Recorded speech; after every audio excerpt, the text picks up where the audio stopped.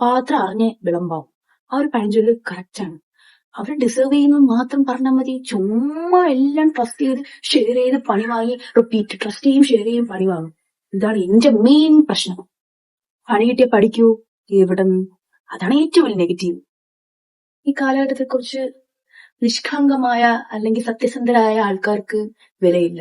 Fake ആയിട്ടുള്ള അങ്ങനത്തെ കുറച്ച് അവരതൊക്കെ പറഞ്ഞു നടക്കുന്ന കുറച്ച് ഫേക്ക് ആയിട്ട് കണ്ട നല്ലൊരു ബ്യൂട്ടിഫുൾ മുഖം കണ്ട നമ്മൾ പറയത്തില്ല, അയ്യോ ഇവരാണോ നമ്മളെ ബാക്ക് സ്റ്റാബ് ചെയ്യുന്നത്, നമ്മളെ കുറിച്ച് കുറ്റം പറയുന്നത്.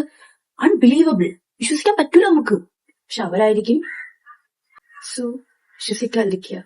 നിന്നതൊന്നും പൊന്നില്ല. ഫേസ് കണ്ട് വിശ്വസിക്കരുത്. പാവ ചേച്ചിയെ കണ്ടല്ലേ, ചേട്ടനെ കണ്ട് പറയോ, അവരെ കണ്ട് പറയോ. അത്രയും നിഷ്കളമായ മുഖം ദൈവം അവർക്ക് കൊടുക്കും. പക്ഷെ സ്വഭാവം ഫുൾ ബ്ലാക്ക് ആയിരിക്കും. ബാക്ക് സ്റ്റാബിങ് ഈ വർഷം ഏറ്റവും കൂടുതൽ കേട്ടതും കിട്ടിയതുമായിട്ടുള്ളൊരു വാക്കാണ് ബാക്ക് സ്റ്റാബിങ്. പണിയിട്ടപ്പോൾ ഓട്ടോമാറ്റിക്കായിട്ട് വാക്ക് കേൾക്കുമല്ലോ. വിശ്വസിക്കാതിരിക്കുക, ബ്ലൈൻഡ്ലി ആരെയും വിശ്വസിക്കരുത്, ഓവർ ഷെയർ ചെയ്യരുത്. അത്രേ ഉള്ളൂ. അത് പഠിച്ചാൽ ഇനിയുള്ള കാലം സുഖമായിട്ട് ജീവിക്കാം. സ്വന്തം കാര്യം നോക്കുക.